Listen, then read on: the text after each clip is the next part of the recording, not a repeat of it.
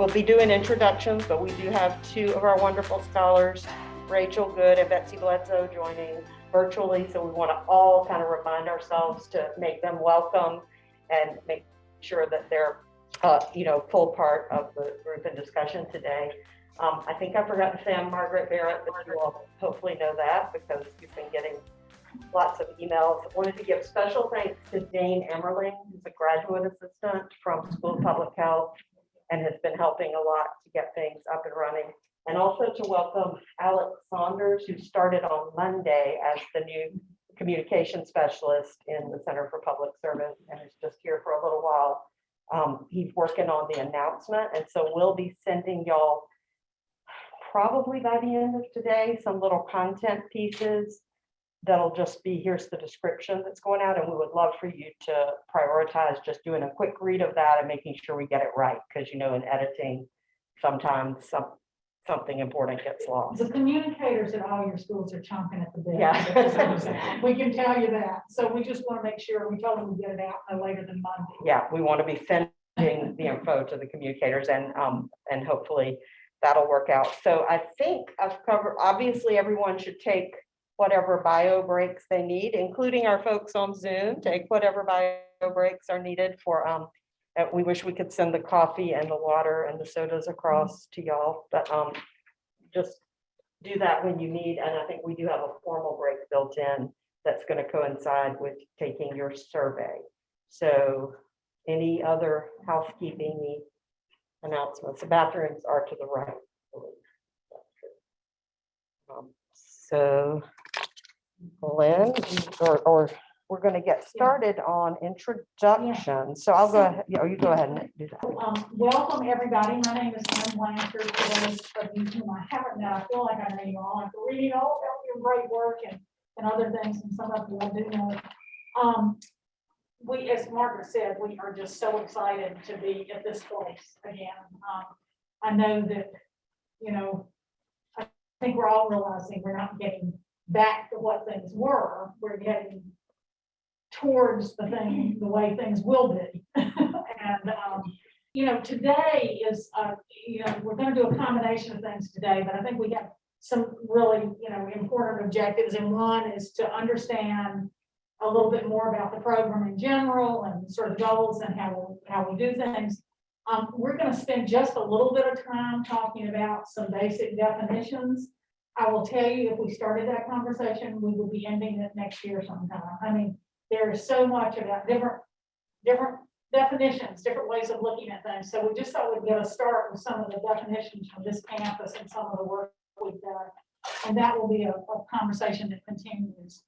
We want everybody to think about what some of your individual goals are for the program, because they're all going to differ somewhat. We'll have some common goals, and then we'll have some unique ones to each of you. And I think maybe the most important thing we're going to do is get to know each other. And get to know each other, begin to get to know each other, I'll say, and also begin to learn about the work that others are doing. And I think we can say pretty confidently that as soon as we begin learning about that, we'll begin learning about possible connections that people may have. And just learning, we talk all the time about experiential learning for students, but I think this in its truest sense is experiential learning and a real learning community. So you'll find that we don't have we have kind of a set format and some general goals, but we don't have what we would call standard curriculum, because we try and be responsive to what you all want to do and what comes up and what may be important. So, but it is very experiential, and I guess I'll just say this at this point. I know we'll say it again in terms of expectations. It is always better when everybody's here. I think, we know that can't always be possible, but I always feel like, when somebody's not here, they not only miss out, but the rest of us miss out on them. So it affects everyone's experience when someone can't be here. So I will also say that the hardest thing we do in this program is schedule, because everybody's busy. So we do our best and hope you will too. So we're going to start with some introductions. If people name, pronouns, sort of your role on campus or in the community, and maybe a project, and we're gonna talk more about specifically your work. And this is more just a glimpse, just quickly, maybe a line or two about a project that you are engaged in or hope to be engaged in. So just a little bit more about you. And we can start with, we have a great leadership team because all of us love doing this. And so we'll each introduce ourselves and then maybe move on to letting you all. So Ron, you want to start? Sure. Welcome. I'm Ron Strauss, and I've been with this program since the beginning. My background is that I have a PhD in sociology, and I'm also a dentist. And for many years, I ran the Center for Children Born with Facial Differences. I still see patients there every week. But about 14 years ago, I moved to the provost office and then the executive vice provost, and for 10 of those years, the chief rural officer. So I had a great run here. So I had a really lovely opportunity to guide the future promotion of tenure system for Carolina, and to make sure that engaged scholarship was baked in. And I do want to add something to what Lynn said, which is this is not a course like you would take with students. This is actually a group exploration of faculty interest. We have the lovely opportunity of making the state of North Carolina our campus. And we will get to know each other. Sometimes it's in the back of a bumpy van ride, and other times it'll be, meeting community partners or seeing different opportunities at work. But that's been part of the joy of participating in this. And the other piece is to see how the graduates of this program have gone on to do amazing things. And I know we're going to come back to it, but I do want you to understand that this university not only embraces engaged scholarship, but there are multiple examples of people now with full professorships and distinguished professorships. Some of our deans that are engaged scholars. And so what used to be kind of a trendy edgy thing that people were saying, is that really what universities do? Is now quite embraced. It's just not a problem. And now it's an opportunity to take on some new skills and new orientation. Do that in collaboration with a group of other platforms. So I'll stop there. I don't know, there's probably more important. Oh, my project. I am still actually pretty involved. I've had to stop doing on my own funded research. I tried to do that for a bunch of years, but it's no longer possible. But I do chair the Office of Community Engagement for the UNC Center for HIV and AIDS Research, and the CFAR, as it's called. So we have a very substantial community engagement effort that both provides community with information about HIV, but also engage that setting the research agenda for a very prominent research opportunity in the center of UNC. And that's probably the biggest thing. Huge chance to work with Lynn Blanchard on research for years, and you'll hear more about that. Because we can't stop on that. and it's still work that's being that makes a difference. So, and you might ask yourself, how does this dentist sociologist get into working with kids with craniofacial conditions and HIV? And I just want you to understand, both of those circumstances revolve around stigmatization and discrimination, and in both cases, that was the focus. So I just need to share with you, Ron and I have been working together, co-PIs on a number of things on this for a number of years. And I had an appointment at the dental school one day, and I walked in walks Ron. My dentist didn't there, in walks Ron. And I look at him and I said, "You really are a dentist." And everybody there's going, "What's going on here?"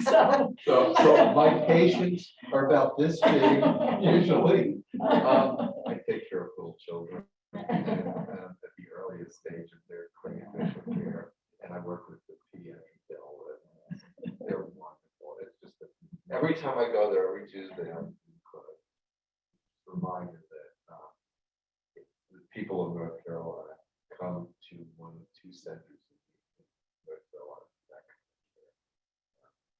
Very interesting. Someday I'll show you. No? Okay.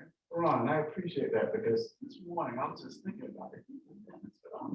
I mean, I knew. Show me. No, no. Yeah, well, my I've grandkids call me benefited all the time benefited from your. and say, I got this tooth loose. I've benefited from your. But I do it really recognize and acknowledge that. I'm Milton Jackson. I am the other half of Ron. He's an academic on the community project. I'll talk more about that when we get into it.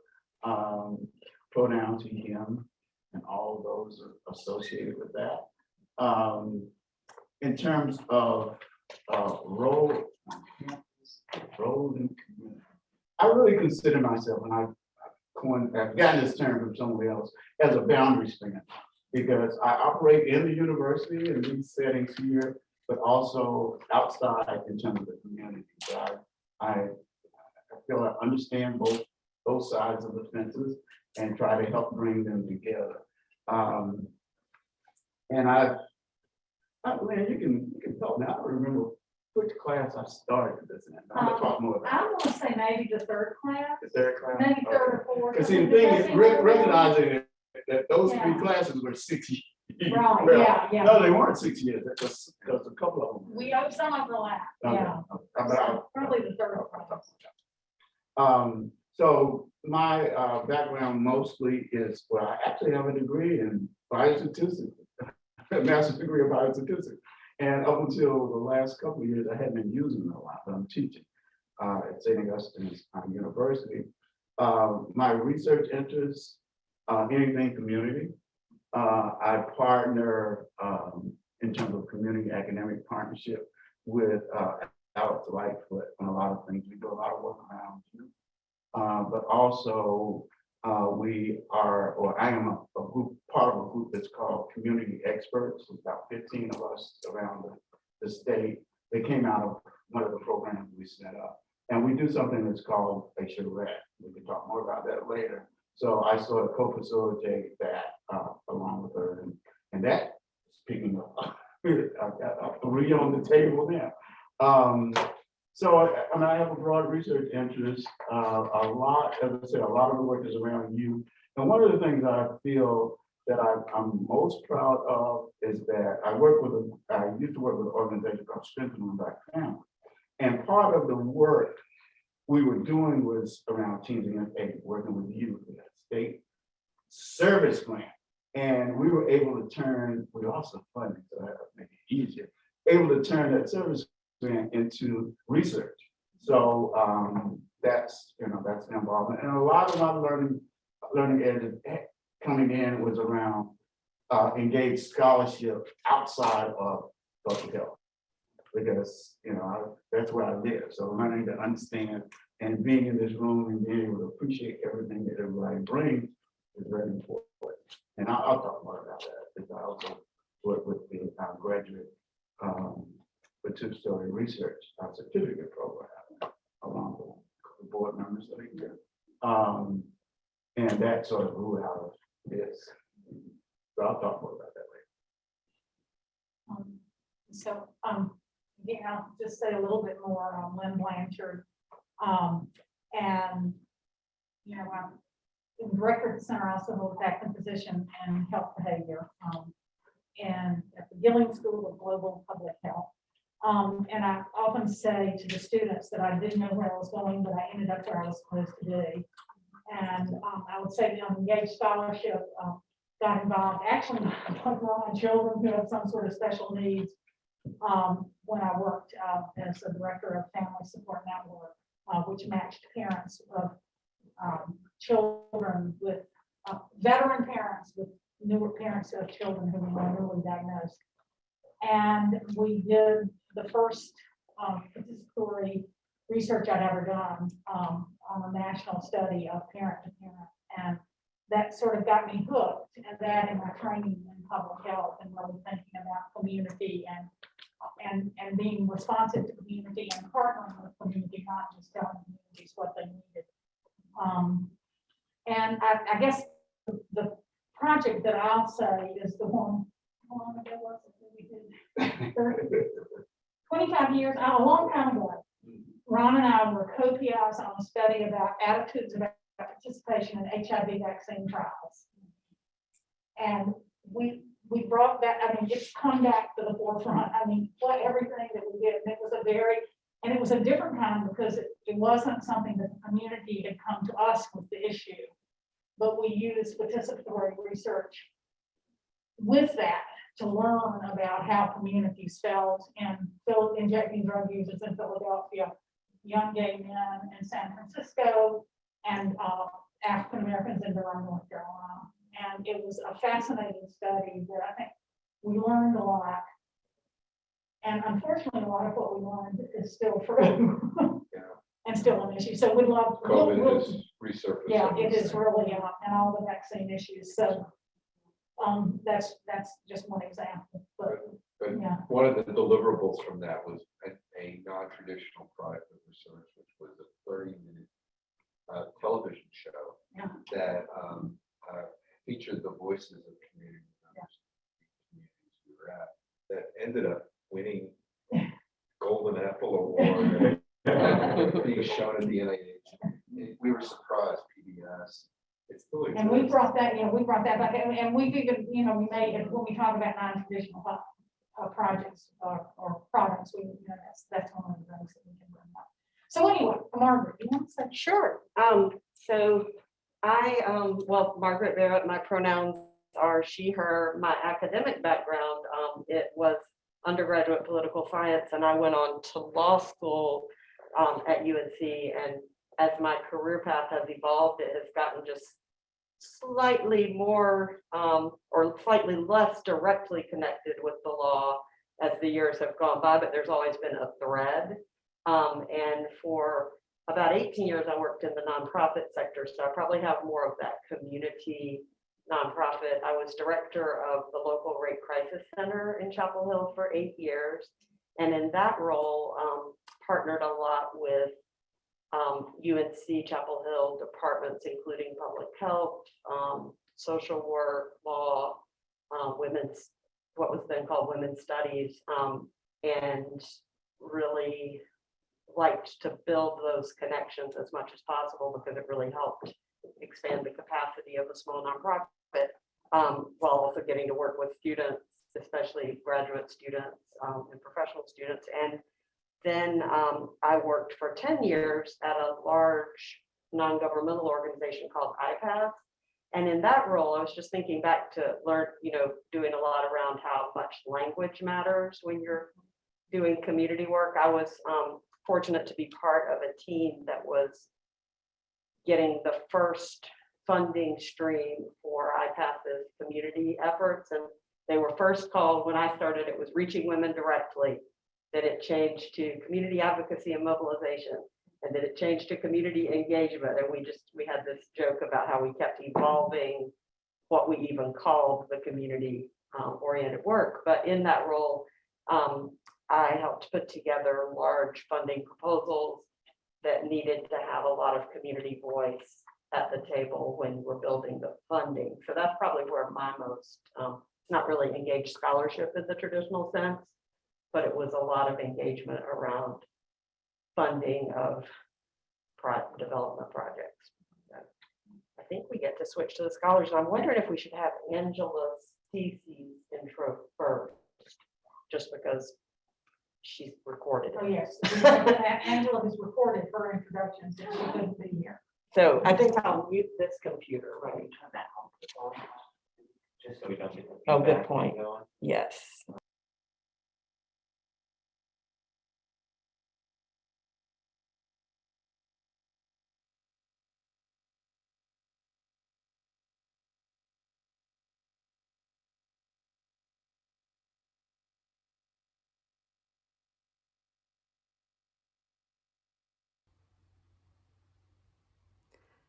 Hi everyone, I'm Angela Stacey. I use she, her pronouns, and I'm an associate professor in anthropology and global studies.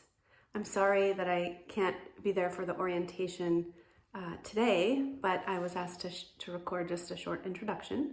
Most of my work is interested in social inequality writ large. Also, most of my work is here in the Americas. A project that I've been working on for the last few years is called Undocu Carolina, and it's a project that I've been collaborating with other faculty and UNC staff and students and community members to try to build spaces for here at UNC for students and others who are living with the effects of undocumentation, really trying to build resources and support in a more welcoming atmosphere at UNC for undocumented students and others who are affected by undocumentation and inhumane immigration policy. So that's something that we have been doing for a few years, but I'm hoping to work alongside you all to figure out how to make it sustainable in the longer term.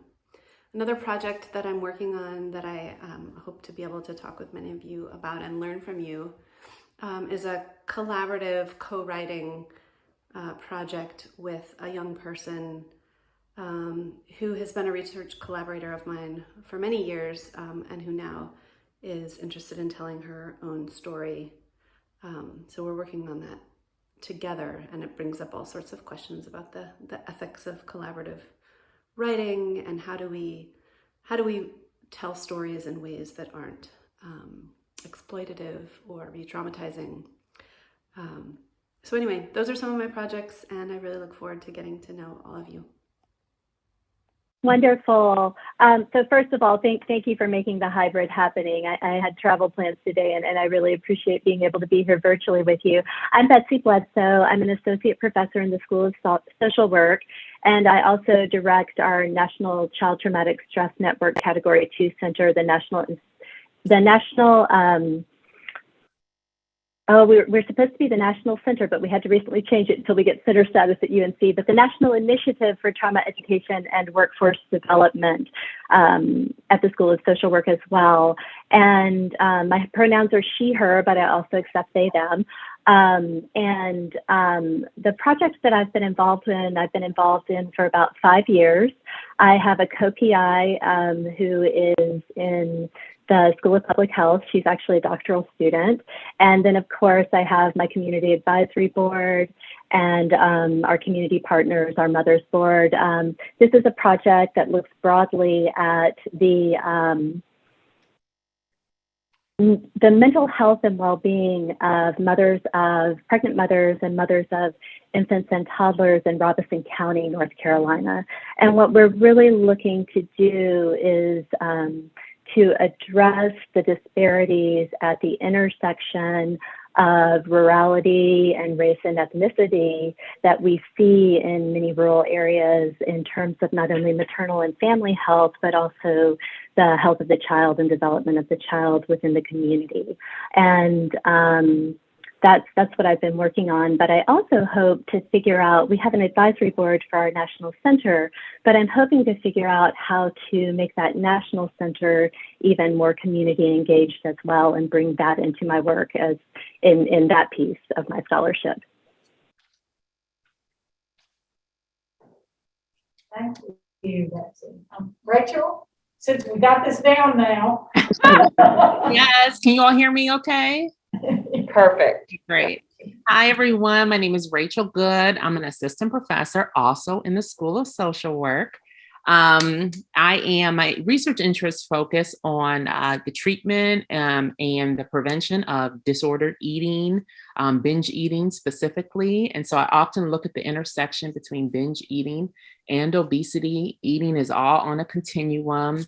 And so I'm particularly interested in interventions to kind of help people relearn their biological signals of hunger and satiety. And so in its role in the treatment of eating disorders and the treatment of obesity.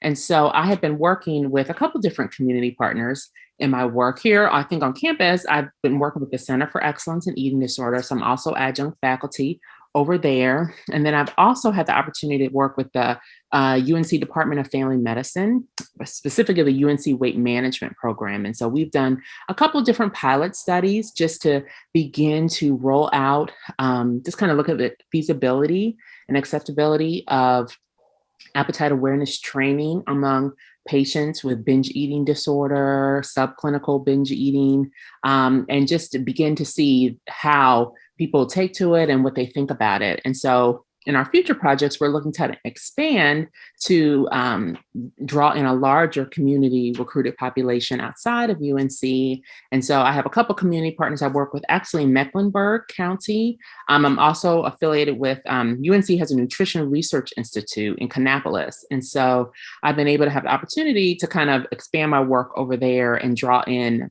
Cabarrus and Mecklenburg counties. Mecklenburg has, it's called the Village Heartbeat.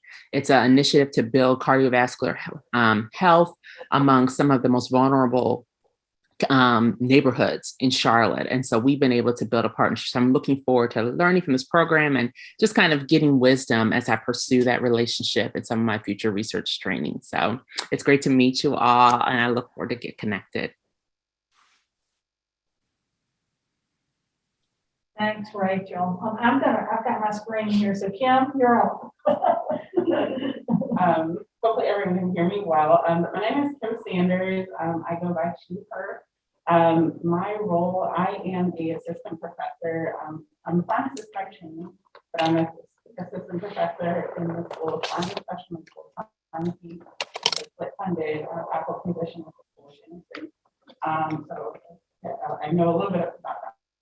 And so in my role, it's really about exploring and finding ways for pharmacy services within oral health and dental practice.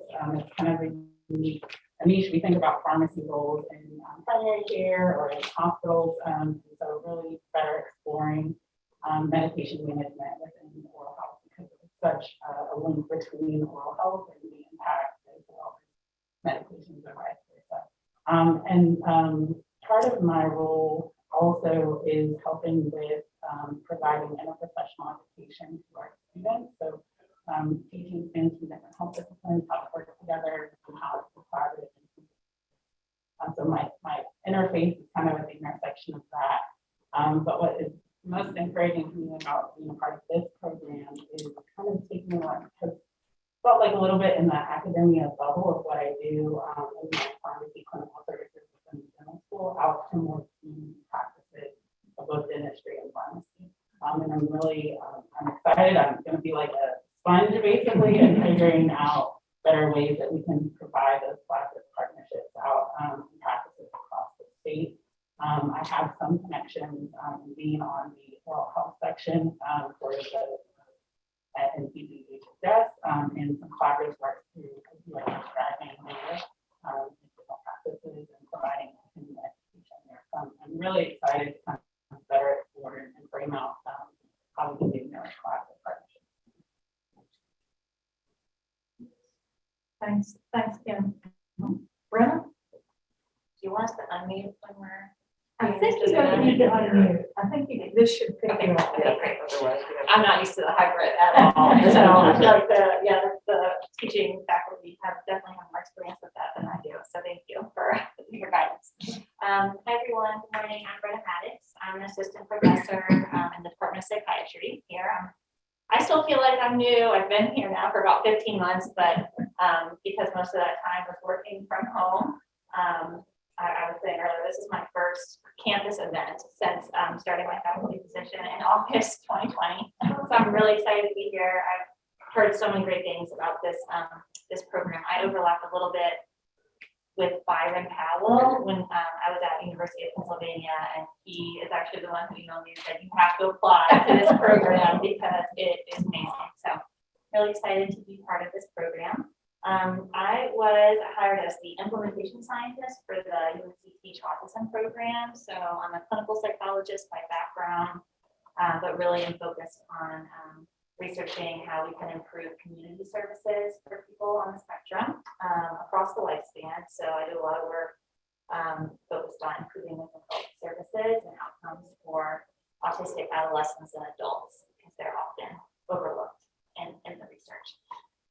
And my pronouns are she, her. I guess the big project, the big engaged project that I'm getting ready to launch, slightly overwhelming.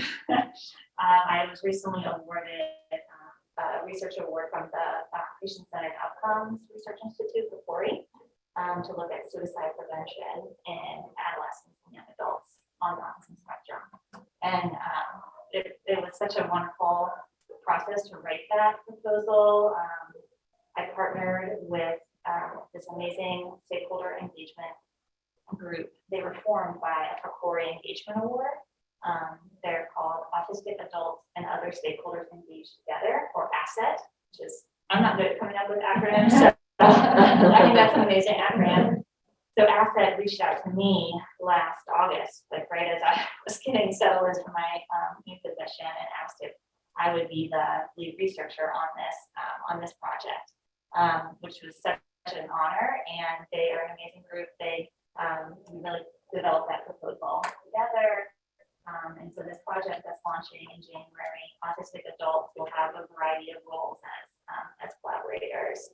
And so I'm really excited to learn more about this program to make that as positive of an experience as possible for my community stakeholders. Thanks, Brenna, and welcome. Hello, thank you. Yeah. I am from North Carolina, so I feel like I'm kind of coming back home, but it is nice to be on campus with other people. Slow reentry. Yes, exactly. Thank you. Eric? Yeah, I will do my best to speak up. Can the folks online hear me? Okay. Yep. Okay, great. My name is Eric Hodges. I'm an associate professor in the School of Nursing, and my pronouns are he, him.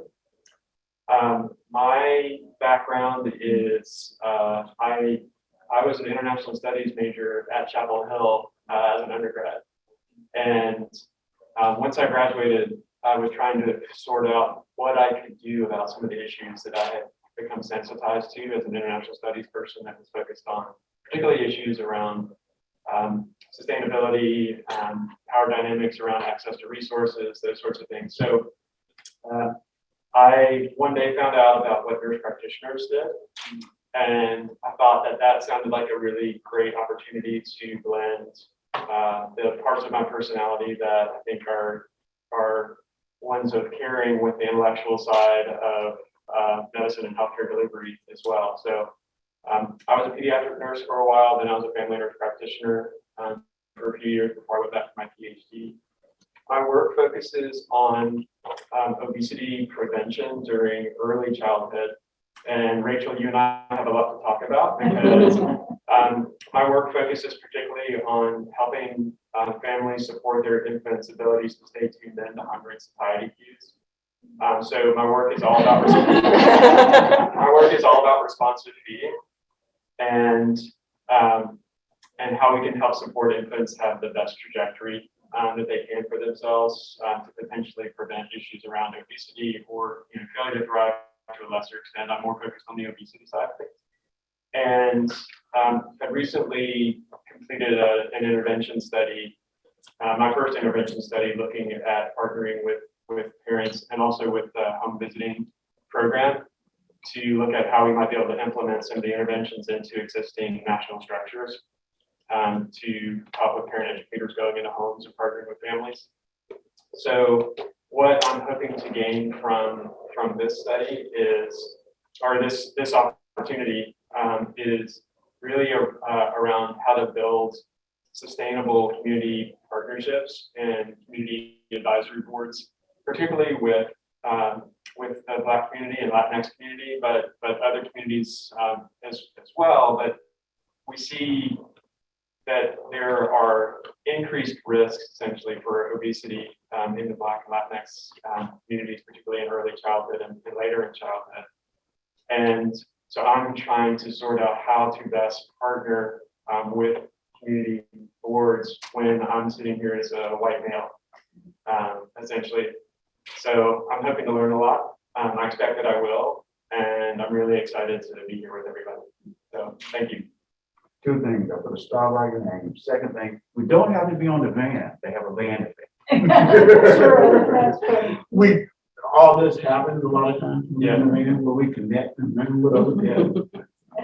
I got in trouble one time when I said that I felt like it was, you know, everything I always needed to know, learn in kindergarten, and I made the comment that everything we need to know, we learned in the van. So I said, that's not a good sign.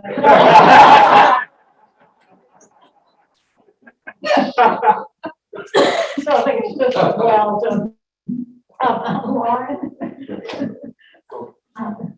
Okay, so I'm Lauren Lee. I'm assistant professor in the Department of Religious Studies. My PhD is in anthropology, and I came into religious studies because I was doing research on a Buddhist reform movement, and they were looking for somebody here in Buddhist studies who could teach ethnographic methods and also Buddhism, and I got it.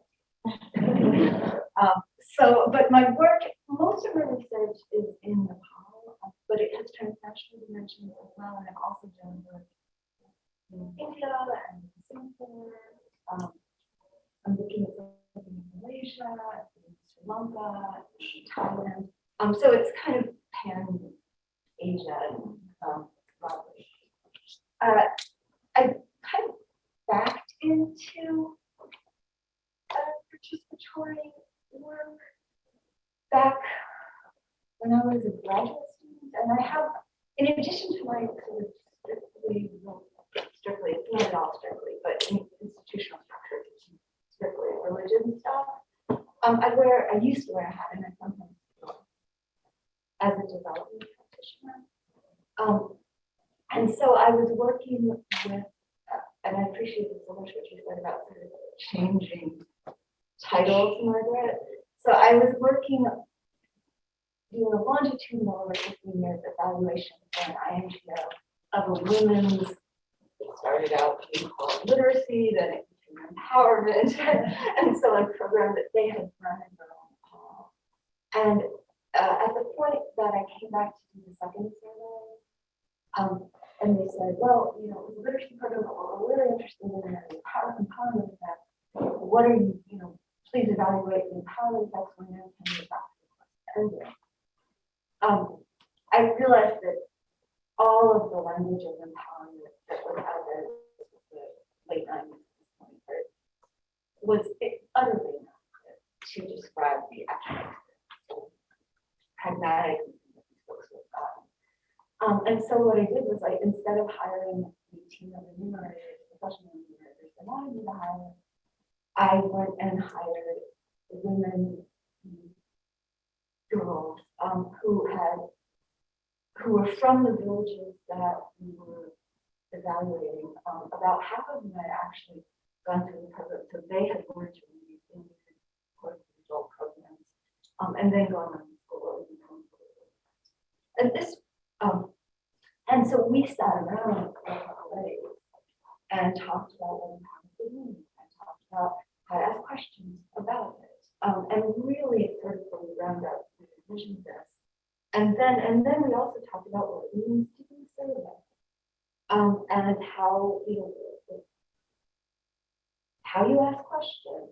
And we had to think through some of the best practices in surveying because they didn't really work, you know, if you don't understand. So that was, and what came out of it was great. So that was a really revelatory experience for me, because it was so much fun. It changed me. I learned so much. The product was so much better. And then, you know, didn't do anything like that in my academic work for a long time, but I knew about that. And when Dan Holland and were you involved from the very beginning? Robin, yeah, were forming the graduate certificate in research. I heard about it and sort of said, count me in. I have been kind of on the board, quite a bit of work, not doing a lot of work about all this time. Now, Angela, she didn't mention this in her introduction, but she's but in the past couple of years, or just before COVID, I started actually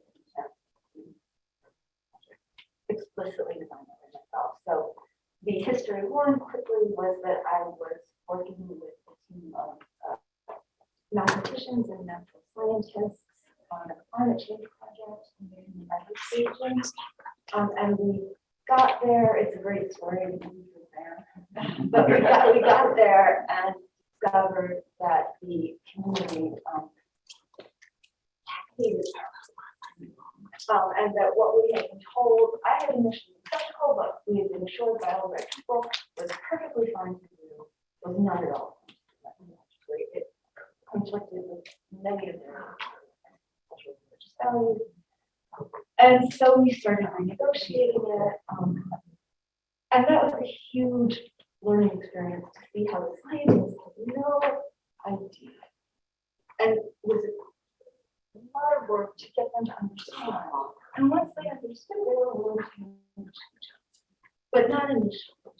And the community had just experienced years and years and years of being sampled on this. And so what I had initially planned to do is kind of change that research. And now I'm working with the sugar community, the local elected leaders, and, different stakeholder groups to actually come up with some kind of document or some information to educate scientists about how to work in the region, about the cultural and religious understandings of the environment and nature that prevail there. And we're hoping that we can also channel that and give it some impact. The other one is with my Buddhist studies, I'm working to create a VR virtual reality model of some major Buddhist sites in Nepal. We'll start with one.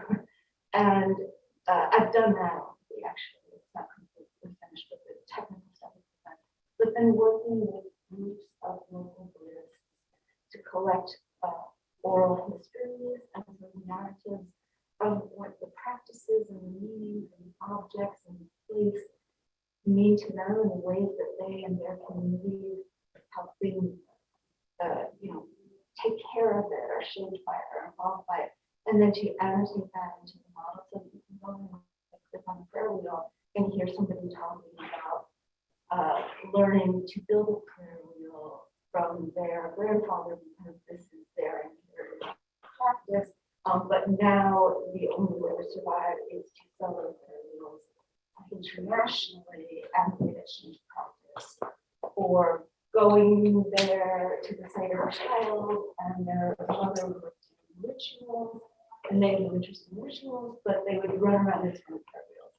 And this is basically a sort of decommenting intervention in our studies. So Buddhism tends to be understood as this sort of despecialized, deplaced mental thing that's all about ideas, when in fact they're talking about how to do spirituality and community, affective, ritual, physical, economic, and so I want to put that back in narratives of Buddhism, and it came from a prayer to do this for my classes.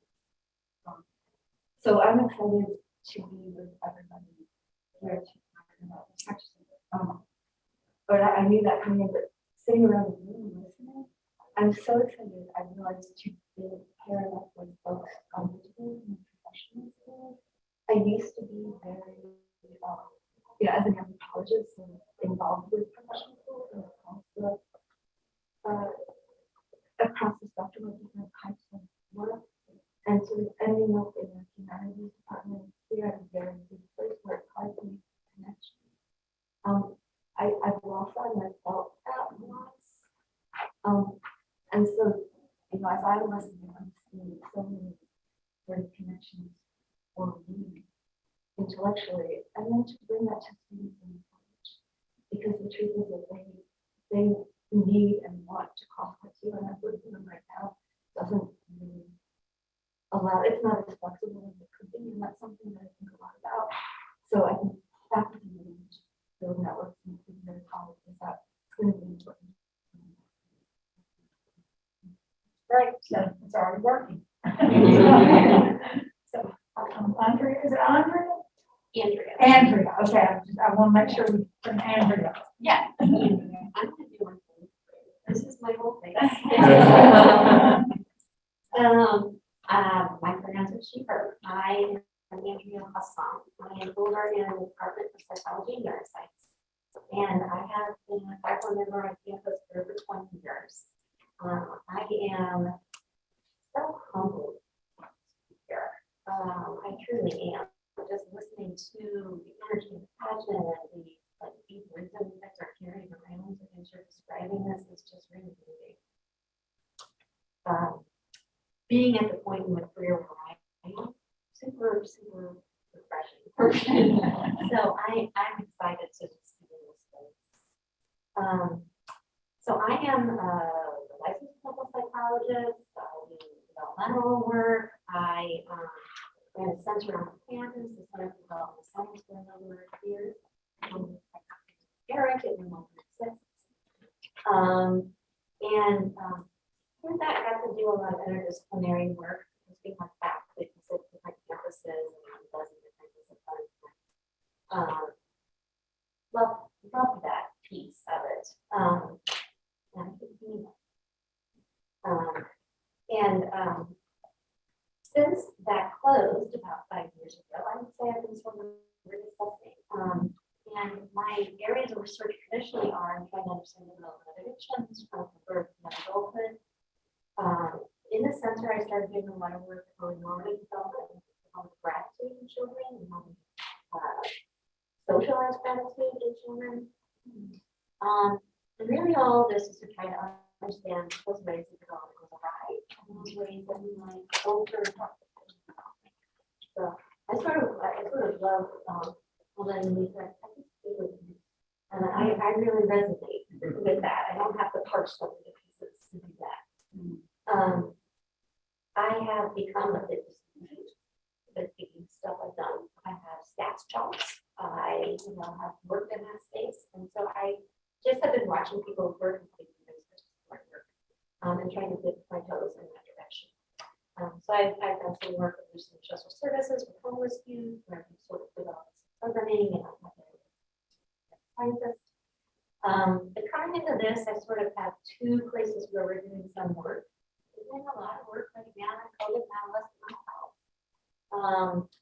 And doing that with an international group of scholars that I'm really trying to develop people, particularly from low-income countries. I have no idea what I do. I've been working with an international society to try with that pre-conference coming up next month, spring. A little bit of funding from backups to try to make that happen. And so that's kind of one place I'm doing it. I have funding from Maryland Seminar. So I've been able to put together a group of scholars from a few different disciplines here in Greensboro and then community partners around this issue. So teachers and pediatricians and very walks of life. And the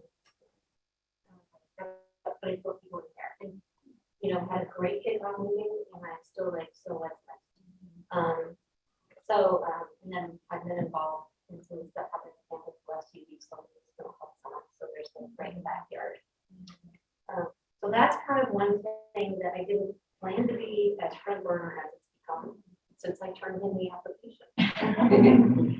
What I plan to be front burner is my work in trying to support mothers in recovery who have young children. And we've done some development programming with them, virtual reality, what we're trying to do in that space. That's what I propose to do. And I thought it's one thing to do some of that work so it will be happening. But so I don't know which of these I will move forward with. I echo Eric's thinking about, I really want to understand better how to connect in communities, because I think it's time to, at a point in my career, I feel like one of the most important things I think is amplify the voices of people around. And I want to make sure that when anyone's in that space, so that I don't actually engage. So I'm kind of cognizant of trying to do that in a meaningful, authentic way that's very oriented. Happy to have 10 years, so just do the work. So that's a long intro to who I am, that I'm really excited to be here.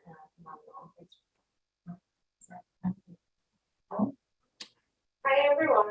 My name is Helene Frederick. I'm a clinical associate professor in the School of Education. So like most of you here, I'm not, research is not my primary position, but it's something that I enjoy doing. So I spend most of my time leading the undergraduate program in human development and family studies.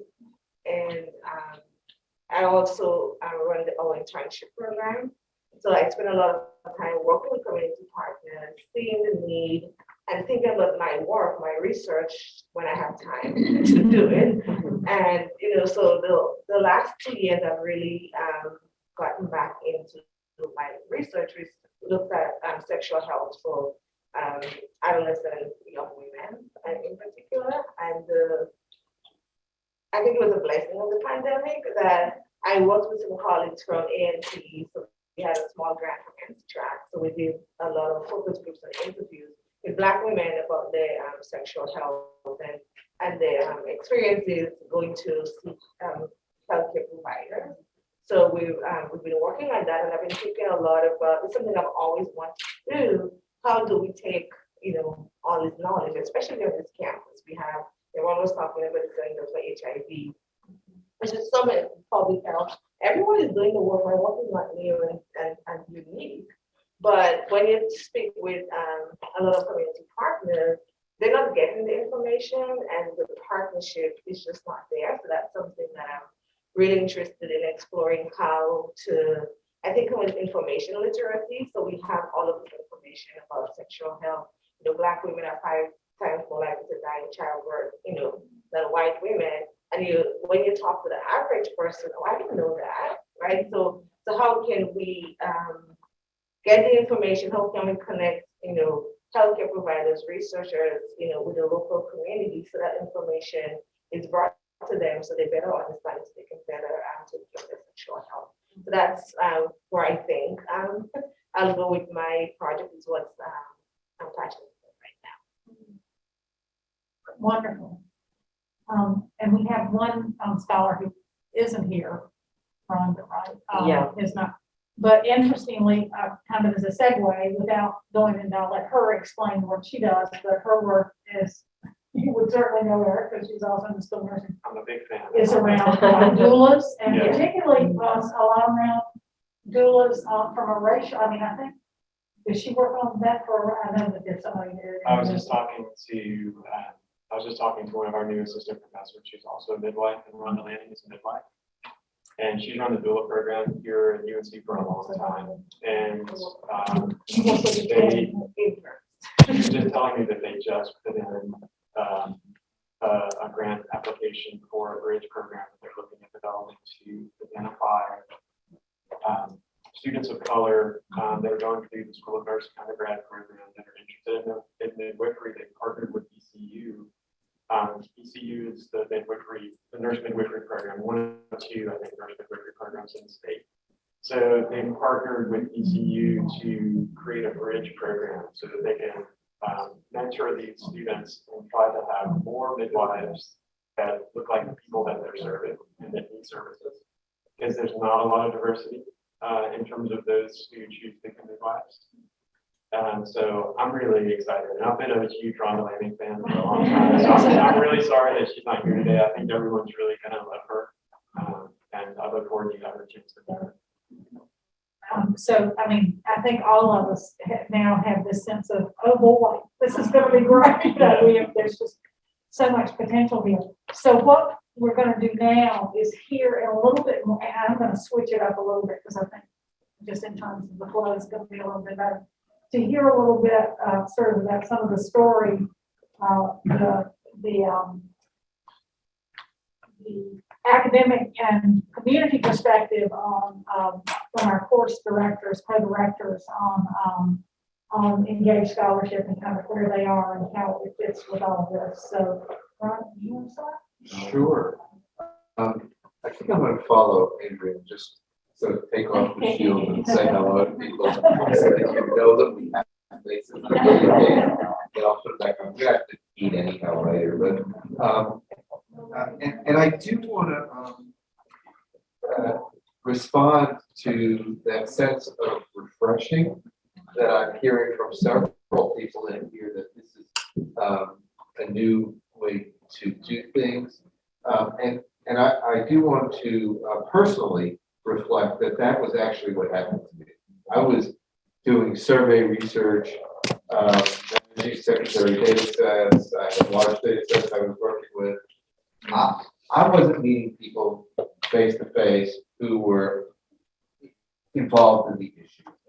What drew me to engage scholarship was really the opportunity to co-manage, co-think the process of investigation, and more than that, to really build partnerships and to build meaningful interaction and partnerships that were both enduring and respectful and balanced. And my observation had been, before I got started in engaged work, that a lot of times it was more about what the academic was interested in doing, and really all they wanted to do was collect data in a community. And as many people had said to me, that's kind of like parachuting.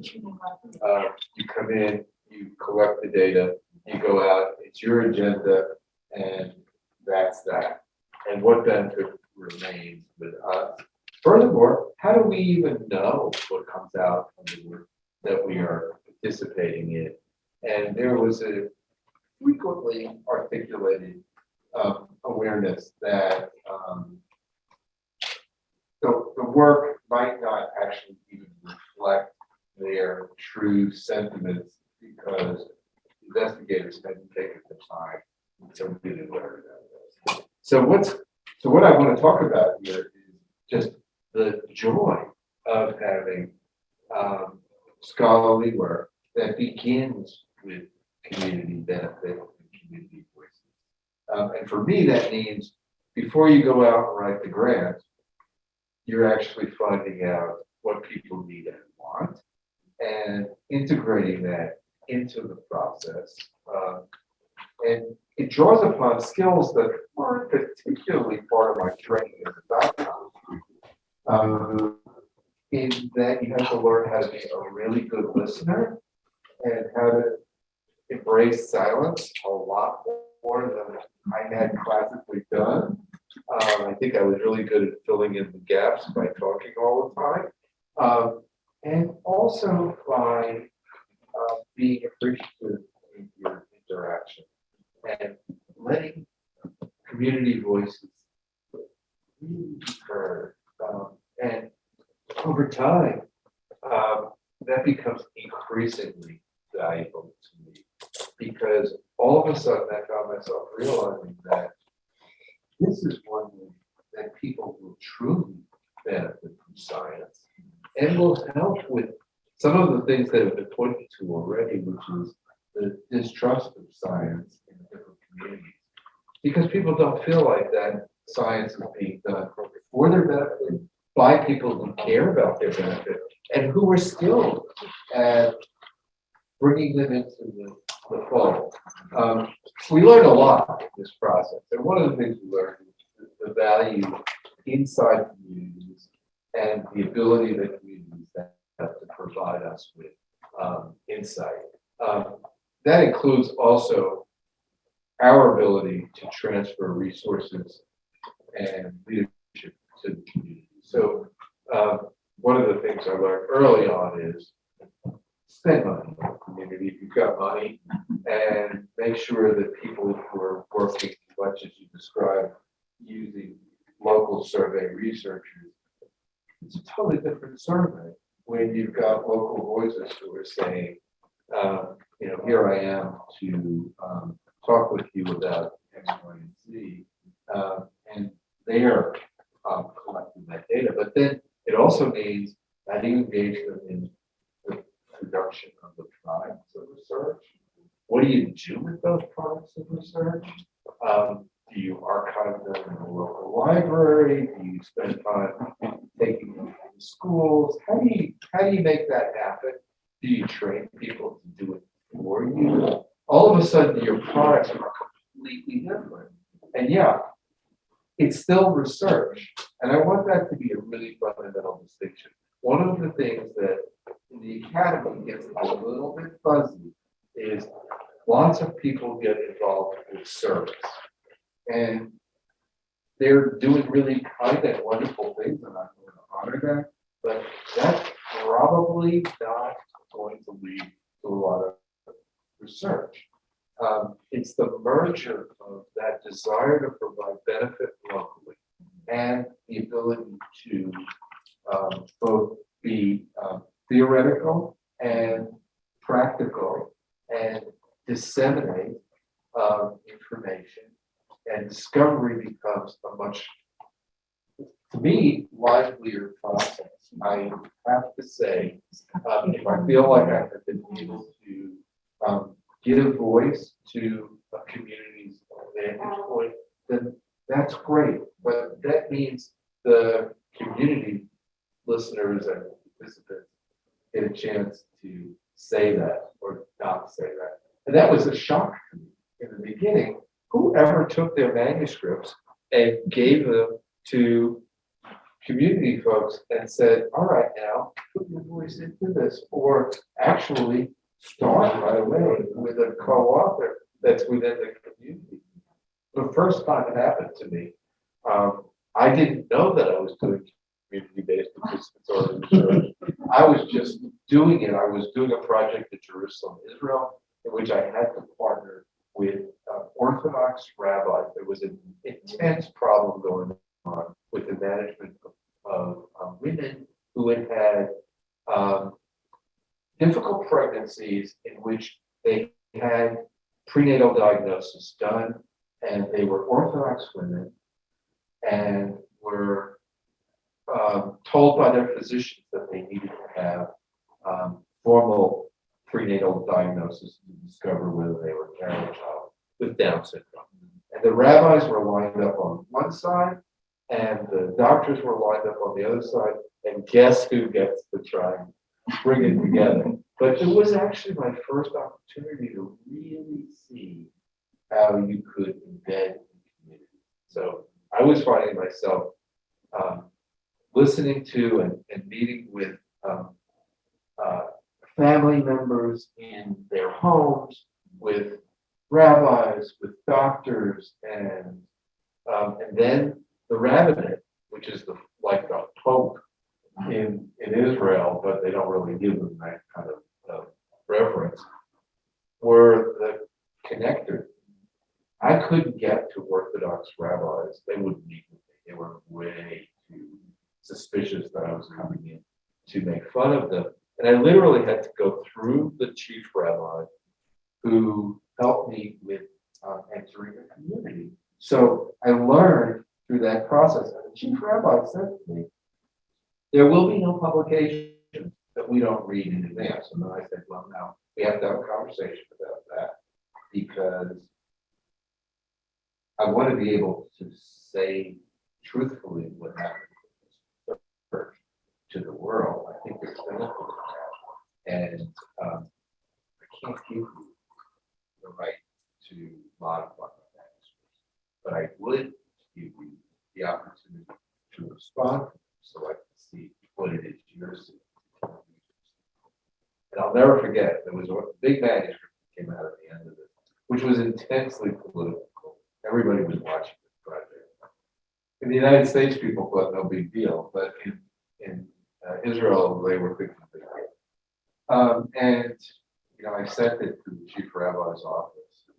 I'm thinking, what happened now? I've never done this. Or, I'm used to sending it to editors and waiting to see what the editorial response was.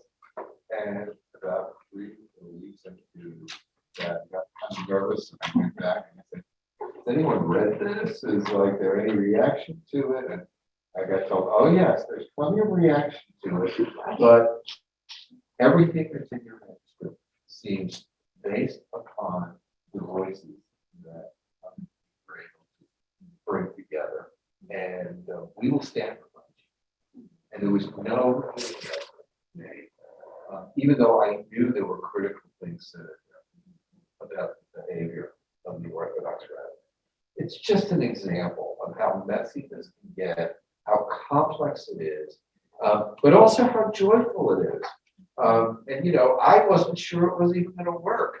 This is in advance of working with Lynn. It was actually one of those moments as an investigator where to get a sample, I was beholden on the community. And so I had to figure out how to work with it. It was only later that I learned that you could actually do that in a meaningful, preparatory way. And that was great. That was actually a great experience. Someday I'll tell you more about what happened in that year, and maybe even more about the project. But ultimately, what I found out was that the rabbis understood that the Orthodox Jewish women, highest rate of Down syndrome in the world is in Jerusalem, Israel. Orthodox Jewish women bear children until they cannot bear children. And so they frequently have a dozen kids. I mean, I haven't met those families, but I did. And not infrequently more than one child with Down syndrome. But they understood also the reason to get prenatal diagnosis and then and what. So there were big stakes here, and several of the doctors had done something that was really kind of wild, but they had found rabbis who would help the women circumvent the rabbinate by sending the women to rabbis that they knew would guide them into opportunities for terminating pregnancy. Very complicated. Oh my God. I felt like I was touching something radioactive, and it indeed was. But you learn about engaging the community, making sure they are your partners, being respectful to their input, even though it can be just as wild as can be. I mean, it was not a community I was familiar with, but when I knew I had to dress in certain ways when I was in that community, and you know, had to figure out the words. So part of what I'm trying to get at with this is that this is an organized way of doing work with and in communities that focuses on making sure the benefit reaches those communities. Not the classical. The outcome could be journal articles, but probably will also include other ways of returning benefit.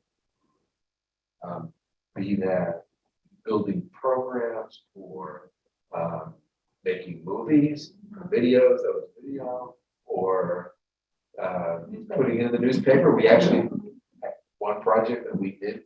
We literally had a newspaper supplement that was about that project, because that was how we reached the demographic group that we and went on radio, all sorts of strange things that I had never done before in my life. By the way, lots of fun. So in terms of a methodology that puts you close to communities, in contact with people, a little bit messy, but very enjoyable. You make new friends in the process. I wasn't making a lot of new friends looking at a National Opinion Research Center data set. I mean, I made a few, but not too much. This opened up a whole new realm of doing work. So what I want to do is start out with a very foundational distinction. And that is the difference between engaged scholarship and engaged service. And I know, but you can't almost talk about this without talking about it. And people frequently come within the university to a place where they get fuzzy about that, and they think, well, I've started a community organization and I'm building homes for the homeless, and isn't that what you're talking about? And I'm saying to those folks, no, that's really not what we're talking about. We're talking about discovery and scholarship built upon those kinds of things. And it isn't subtle, because it actually gets translated Now, some of you are tenured, some of you are not, some of you aren't going to go for tenure. But within the promotion and tenure world, we had to be very precise about it. We had to say, all right, for people who do this kind of work, there needs to be a path to tenure, and it needs to be recognized as valid and scholarly. And that means, peer review, that means publishing products that are unusual. The university, by the way, responded remarkably. So there have been multiple task force, one led by Lynn, but multiple efforts to try and articulate the right way to do this. I think we're actually in a very good place because we have people who've been tenured and promoted and celebrated for this type of work. And it's become much more kind of what the Academy respects and delights in. Not everything can be engaged. I understand that there are lab scientists that do what they do, and that may not be as engaged. And furthermore, there are some people who aren't actually wired to do this kind of work, and you probably don't want them. It's like everybody should go into the community. No, not really. But for many of us, and certainly for all of the people in this group, that opens up the landscape in a big way. The good news is we're at a university that has leaned in and really is appreciating that. And just this week, I heard about the 100-county outreach program at the university starting. Lynn and the Carolina Center for Public Service have been very involved in this Tar Heel bus tour, which if it's going to It's start coming again. back. It's Yeah. coming back. On the second part of the bus tour. That's Amazing. Amazing, yeah. I did it too. I don't know what thing, but it was. Oh, that's Yeah, I think I was, great. I think I was involved. You were. I didn't know if you'd remember me. I Yeah, certainly yeah. remember you. It changed my relationship to this. I definitely will. I mean, it's. Yeah, I So- was on the renewed one in Yeah. 2019. Yeah. I was such a People don't, it is amazing how such a short, though intense experience can really have a profound effect on people. But, and again, it's not everybody, but every time I read about how it's changed, like for the 2019 folks, we had them send, how are you feeling? What has happened since then? And you just go, this is amazing. Something like earlier, with the earlier groups, we did a survey, and I think it was almost 20% said they had fundamentally changed their research as a result of the Tar Heel bus tour. And that is pretty high. And that didn't even speak to teaching. But anyway, we'll talk about that. No, well, I think it is relevant to be mentioning it because we're not at a university where this is countercultural. This is actually work that will be respected and will be elevated and will be consistent with many things the university is trying to make happen and get done. And that was really important. In the beginning, it was super important because people were saying, well, if I can't get promoted with this, I'm gonna have to go to another university or stop doing it. And that was the wrong situation. And actually what we discovered was this university wanted to be a place where people who were doing cutting edge work could take risks and do it. And not a place that wants to limit them and say, no, that's not scholarly, this is scholarly. And in my many years now working on promotion and tenure, I can tell you that this is not a hypothetical matter. This actually comes up when committees that faculty are sitting around to decide, are we going to give this person tenure or not? Or, deans and chairs are making decisions about who to hire and what to do. So I would say there's a lot of good news, though, about this aspect of the UNC. We've got many other challenges, and as a matter of fact, I think we've been, gifted with a huge history of challenges in the last 5 years. However, one of them is not a challenge to that prevents us from recognizing, utilizing, and elevating community partnerships and engagement. As a matter of fact, I think they're really solid. So I mentioned to you that I convene and work with the Office of Community Engagement for the Center for Race Research. And one of the things we do have, it's not a CAB, it used to be called the CAB, it's called the Community Consultation Board. It's a little more complicated, we'll get to that methodology later. But I have the opportunity to actually work with a group of community members who have invested over a long period. Some of them have been on this CCB since the early 1990s. Others are brand new and they're changing up all the time. But they are defining the landscape of HIV research on this campus. Their input is actually really essential.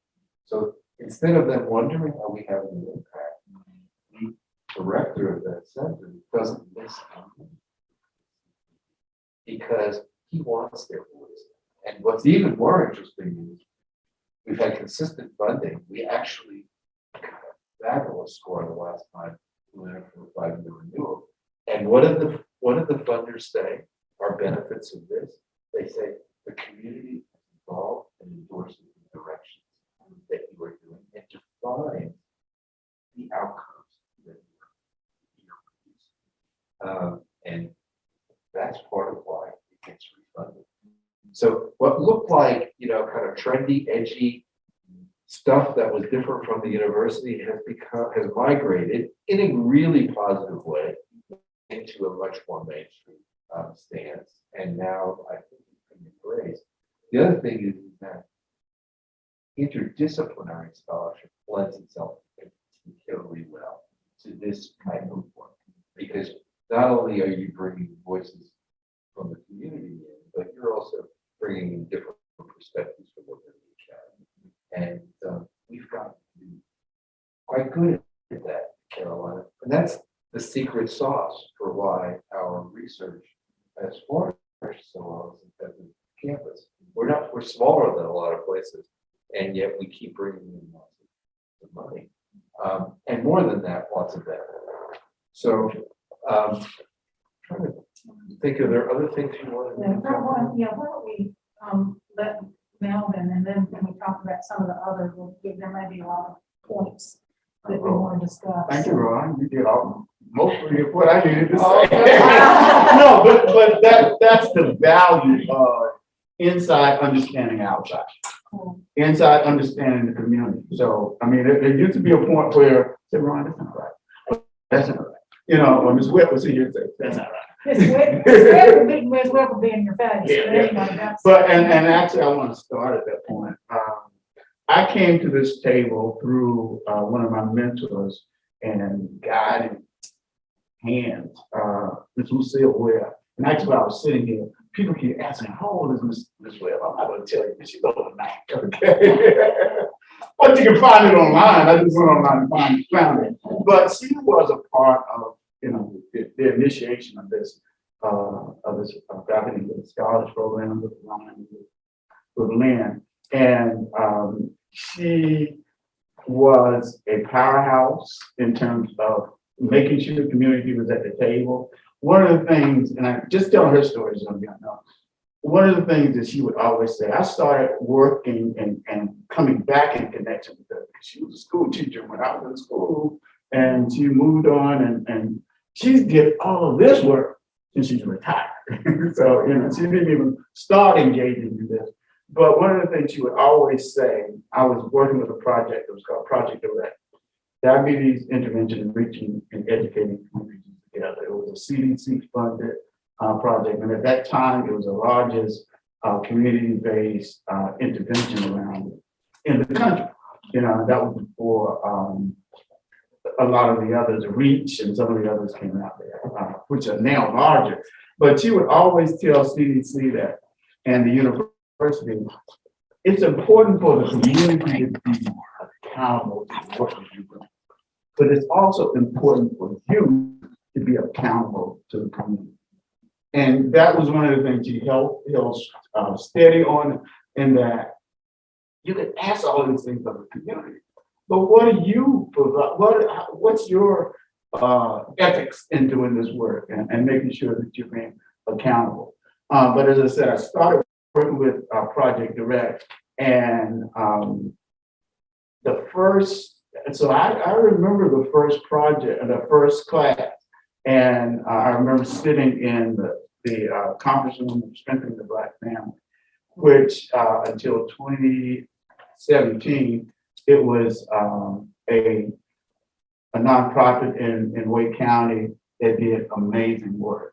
And it was probably, if we were open right now, you would be sick. Our first session. Our first session was always in that office, and I wanted to remember from the first session that remember sitting there. I almost can remember what people were sitting in the room because Mimi Chapman was there, Dottie Holland was there, and Giselle Corby. She was in the room, and these individuals at that point, they were just fledgling and just growing, and pretty much maybe at some of the stages some of you are, and they grew to be a lot. And my heart and my love goes to Dottie Holland, who was lost, who started the graduate certificate program, because there was a need and an interest for, this is great for faculty and staff, for the faculty and professional staff, but what are you doing for graduate students? So that was developed. And I just remember those three names, and there's others, but I've had more contact with them in terms of continuing to work after them going through the program. And we, if you go through the classes, we're in 8, there has been, people have just blown up in terms of their involvement in community engagement. But as I said before, my experience pretty much was around public health. So, and when Ms. Webb, she asked me, she said, I want you to move in. I bet you I took on about 5 different things that she was doing. She just moved me into this. I was on the state RB board. I was on this, and I was doing that because she was trying to groom people to come in and move into those places. But she is, and along with Jeannie Ng, were on the forefront of community-based participatory research. I would call it 1.0, because I think we're now moving on into another level of understanding what this needs to look like when you start talking about the real issues around health disparities and race and all those sorts of things. So I think a lot of those things have been built in. But through the Kellogg Health Scholars Program, I got involved in that. I was a mentor around some of that work. So she was, I was moving into it. So most of my background is around community-based participatory research, community engaged research, as well as there's a group called Community Campus Partnership for Health. And a lot of the promotion and tenure work, and Lynn was very involved in that, came out of that group, and in terms of some of the support nationally around that. And it's been one of their tools, and I've heard it in the room, authentic partnerships. I mean, there's I can sit here right now and the whole 2-hour, 3-hour class around that. So there are tools out there that we can work with, we can use, and understanding those things. So it's one thing to be doing community-based, and I've had to sort of frame this in my head, doing community-based participatory research and having authentic partnerships. Those, they go hand in hand, but they're not one and the same. So that they're both need to be in place. And one of the things that, as I said earlier, that I was challenged with in terms of my going ed is how do I move from the knowledge and the work that I do around public health and to be able to work interdisciplinary, do interdisciplinary work and across other disciplines. And the principles of everything we can do is pretty much the same, but it was just, and even to the point of really understanding and working through what engaged scholarship is. I mean, Lynn helped me a lot in terms of understanding it's not just, the activities, it's really you know, what is the product? And that's how I always look at it. What is the product? There are different kinds of products. And it could be through teaching or it could be through research. But those are the, and so, and I guess I'm speaking from the perspective that I've had to learn these sort of things. And it's important that as you work with community, they don't have to know everything, but don't assume that the community is not capable of doing and operating in your work. I mean, in the last probably 8 years, I have been on more manuscripts than I was on 20 years before that. Okay, because it was the connections, the relationships, and because that's what's important. You know, and people, you know, I do a lot of consulting, and they say, give me your resume. So now I got a whole list of all these things, books and articles. But I guess a couple of things that I want to sort of lift up. Ron did a great job with it. Is put the money in the community. You know, and a great example would be, and this is not about you, it's not about the program. We could be sitting in this room right here, right now. I was invited to come in this room, okay? And this is the scenario of what happened. Each of you are getting a paycheck from somebody to sit in this room. And generally what happens, you'll ask a community person to come in the room and you say, okay, we want to do this project and we want to pay these community people. You getting paid. So why, you know, and you need to honor and respect and especially the further down the food chain you go, the less likely you want to do that. And when you start talking about how do you compensate people with lived experience, you know, that's where it is. I mean, those are the individuals we want to be able to look at, listen to, and also recognizing that there are other ways of knowing. The academy has this thing that they say, okay, you got to do it this way, you got to do it this way, but we need to listen to the community because they have experience. I mean, if they tell you that this is not going to work, guess what? It ain't going to work. Okay, because they got the experience. They know what will happen. They say, if you tweak it a little bit this way, a little bit that way.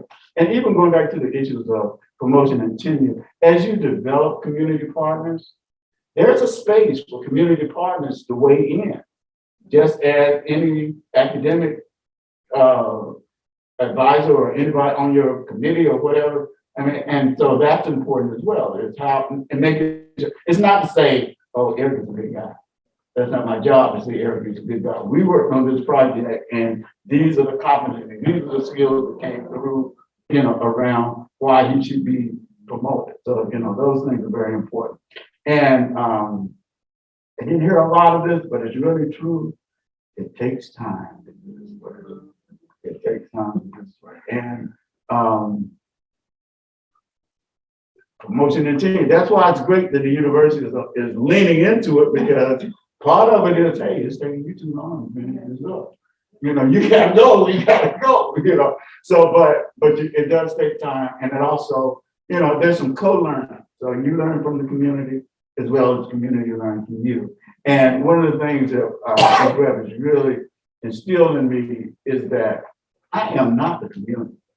I'm here sitting at the table representing some issues or whatever, but I need to connect you with the people in the community, or you need to connect with the people in the community that you need to work with. You know, I can speak from what I heard, but I guarantee you in the community that I work in, I mean, they trust me enough that they believe it now. But a lot of times, because you heard it, doesn't mean that's what's happening on the ground. So you need to also know what's happening on the ground as well. Much of my work has been done around youth. And I have, just as we've seen youth grow, I've seen students that were in 8th, 9th, and 10th grade. Right now, they have degrees in work that relates to community engagement. A lot of them are in public health. You know, I had one young man, he said, well, I'm going to business. And he ended up majoring in public health at the end. But at the same time, by the time he was a senior, he had been to the American Public Health Association meeting 4 times. 4 times. I mean, I can tell you at that point, I probably could count the number of times I've gone. So it's important to invest in the community around what they want, what they need. And the university itself has a lot of resources. May not be the ones that are at this table right here, but if the community is saying they need something, how do you connect them to other resources that are out there? Okay, we'll talk more about other things. And I just want to say, I was gonna ask the union, but they just say the weather's really bad, so we're gonna even side, we can take our plates to the various corners of the room and front, but I think, Okay. for everybody's sake, there's no cover outside, so, anyway, I'm gonna suggest, thank you, Melvin and Ron. I'm gonna suggest, we're gonna talk a little bit about definitions and the competencies, but I think we all need a break right now. I don't know about you all, but I think that maybe why don't we take a 10-minute break? It's about 10 minutes to 11 now. We can take a 10-minute break for those of you online. If you want me to come, we'll leave it on, but we'll come back and talk about definitions and competencies and all that, starting at 11. So thanks, everybody. This has been, it's been a great way to kind of start and think about, wow, there's so much, but we've got 2 years, so we'll look forward to it. Thank you. Yes.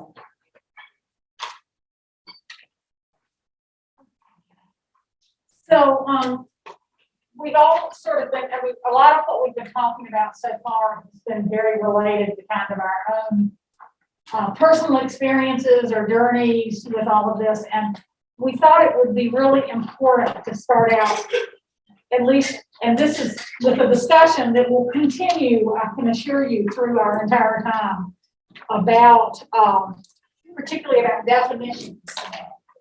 And then also we use a set of competencies here in terms of the work we do. So these are some excerpts from some different articles, an article and 2 reports, all of which we will post in their entirety on Sakai. But for today, we thought it would be important to talk a little bit about definitions. And I'm actually the one that's competencies in community and scholarship. You'll see, 2 of the authors here. This is work Melvin referred to it a little bit that Ron and I did with Community Campus Partnerships for Health. A good while ago, they had 2 big projects funded by TIPSY, the Fund for Improvement in Post-Secondary Education. Did I get that right? Anyway, and Ron and I participated in both of those. And the first one was about what are the issues and what are some things around community engaged scholarship. And part of that was around definitions. And then part of it was, how do we know if somebody, if we think competencies for what you might need to know or what you might need to do and demonstrate to be an effective community engaged scholar.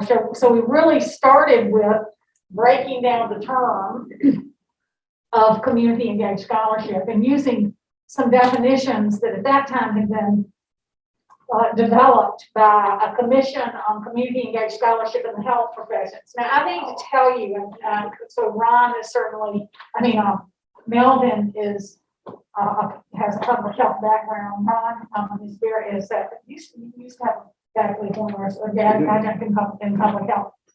Those of us who are in public health think everything is health is public is health. So I often say to the students, we can play stump the chump. Give me something, I will tell you how it's related to public health. Because it's those broad determinants of health that we think about in terms of wellness and overall well-being. And so even though this was work that was done by a group that was focused on health professions and community campus partnerships for health, is focused on health, I would say if you didn't see the health in that and just saw the work of that, you understand that it's a much broader application. So these are the definitions that the group used for thinking about, first of all, as I say, breaking it down, thinking about what is community engagement, collaboration, reciprocity, but importantly, what is scholarship? And Ron touched on this. one of the challenges in this has been of recognizing engaged scholarship is that it has been confused with engagement and engaged service, or even engaged teaching. And so we can talk a little bit more about that. But obviously then community engaged scholarship is sort of bringing those two terms together. When we worked, and I was trying to think back on, we were on a work group about competencies from a number of schools from nationally. And we began to think about, okay, what is a good community engaged scholar and what do they need? And we sort of started brainstorming. And I can remember there was like a whiteboard literally filled with what the community, and honestly, you just could have put love on water. I mean, there was, and what was sort of, I think really hit me, striking was some of those were not skills. Many of them were attitudes. And so, and just as Ron said, think this isn't for everybody. And so, because a lot of it is more than just knowing how to do something, it's your reasoning and why you're doing it and what motivates you and how and kind of how you think of it.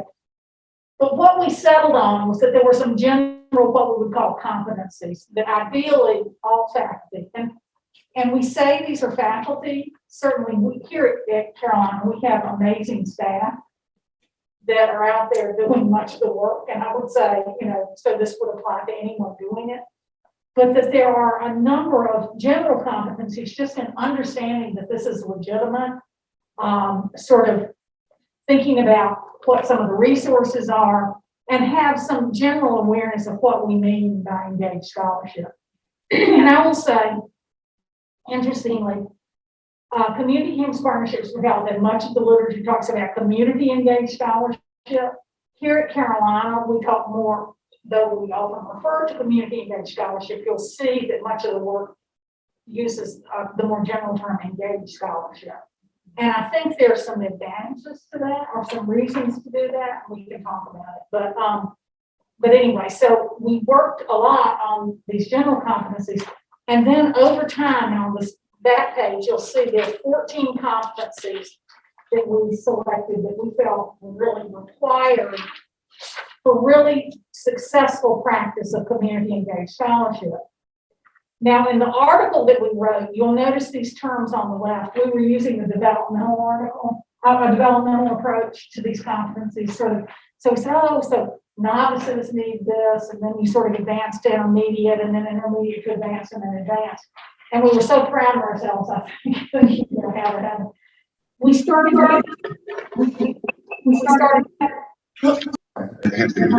Melvin's unmuted for a sec. We started using them, and we realized that just got blown out of the water. That it was not at all developmental. And if you think about the stories around this table, you know why. We have folks who came into the work as engaged. We have Dane, who's in graduate school, is going to come into the work really with an amazing amount. We have others who, when they get tenure, say, oh, now I can do this. How do I do it? Mm-hmm. And so who are just getting, so people really get into this at various points. So I left this in here because, in the article, we talk about those, it being that way, but we have dropped those and just used the 14 competencies. And I think you'll find these are the ones in a while that we're going to ask you to sort of do a self-assessment. And you'll understand that you may come from different points with different points of those, or come into that at different points. The other thing that I wanted to go over a little bit continues this idea of definitions. And as I say, it's a conversation that you hear a lot, and you hear things referred to in very different ways. But I thought most important would be to look at this campus and how we have been defining them on this campus. In 2009, some of you have been here then, there was a task force on future promotion and tenure policies and procedures. And it was a task force of faculty that included groups they looked at new forms of scholarship, interdisciplinarity, mentoring, and engaged scholarship. And as a part of that, they came up with definitions. And so these are excerpts around the work that they did on engagement and engaged scholarship. So they defined some characteristics of engaged scholarship, and you have a list of those there: scholarly, creative, or pedagogical activities for the public good, so directed at persons and groups outside of UNC, collaborative interactions that lead to both long and short-term needs are aimed at that, paired and carried out in collaboration with community partners. And that's asked, there's an asterisk for a reason. I'll come back to that. And then intellectual endeavor with commitment to public practice and consequences. So this was sort of some general characteristics for this campus of engaged scholarship. When we talked about community partners, there was some pushback from as we went around sort of in some follow-up things about what do you mean community partner? Who, you know, and I think just like in community-based participatory research, and one reason that maybe we don't always use community with engaged scholarship is because that, for a lot of people, put it in a certain, oh, that means you have to be in Berkeley County working with, you know, it's geographic, it's grassroots, and actually community partners, it depends. Right? Many of you have, you know, you have may have institutional community partners. They may be public health departments. They may be, you know, in business school, they may be small business. Yeah. So we've used a very broad definition of community as well. And so that's, and then importantly, in the 2009 report, they defined two things: engaged scholarship and engaged activities. And engaged scholarship, as you'll see, are scholarly efforts to expand multifaceted intellectual endeavor with a commitment to public practices and public consequences. And then engaged activities are artistic, critical, scientific, and humanistic work that influences, enriches, and improves lives. Nothing about scholarship there. And I will say, one of the strengths, I think, both the challenges and strengths of the 2009 report, and Ron, I don't know if you remember, it was not the usual suspects. If you looked at the folks who were writing this, it wasn't necessarily those people say, oh yeah, it wasn't GED, and you wasn't, oh yeah, they do engaged scholarship. And so I think one of the real strengths of this, this came from faculty who were not immersed in engagement. So as a result, the definitions might not be what we would really, you know, they might not be what we would completely think, or, you know, we might want to put a little bit more into them. But I think it is important that they came from really a broad base of faculty and did that. So they went on to talk about what folks must do to meet the criteria for engaged scholarship and engaged activities. And you know, you all can look at that as you like. On the back, and this speaks a lot to what Ron has talked about, this engaged scholarship, the important word is, a very important word is scholarship. And when Bernadette Gray Little was provost here, I remember she used to say, I don't know why you need to put a qualifier on scholarship. You know, scholarship is scholarship. And I think she had a little point there that if you do the scholarly work, it can be engaged. But it's not something separate from how we think of scholarship in general. So if you look at, and this campus does not have a set of criteria of what scholarship is, because it depends on your school, it depends on the department. But there are some things I think, and you all can look at them and see, these are my classics, some things that are pretty generally accepted as characteristics of scholarship. And so those would be characteristics of engaged scholarship as well. At the bottom, our colleague Andy Furco at Minnesota came up one time and he said he was trying to explain to people about tradition, that there's scholarship, there's engaged scholarship, and they're not two different things. In some ways, there's traditional scholarship, and you can look at these breaking new ground in discipline, but it also has direct application to broader public issues. So in each of these, it meets the criteria for traditional scholarship, but it also has application to community or to engagement and more applied. So I would say, look at it. Somebody said, well, gosh, that's even harder to do. Often it is. And I have a slide sometimes when I do a presentation and I say, engaged scholarship, it's not rocket science. It's a hell of a lot harder. Because, it's not always defined. And they're all, they're. So we thought it would be important to sort of start us with this grounding and see what you all think about it. If you have questions, comments, or thoughts about some of this. In terms of, as we discussed engaged scholarship, we are coming from that lens of it is a value, it is scholarship, and there are ways that it is enhanced. There are products that may be different, but they are still scholarly products, and they still go through much of the same. So, questions or comments or thoughts? Yeah. I have a comment. I love carrying water. This is not my experience. My experience is this is still part of the fight. Okay. Yeah. And there's not a lot of understanding of it. I'm in the department psychology here is a natural sciences. It's not social sciences. And there's a lot of emphasis on neuroscience. Obviously, neuroscience can't be.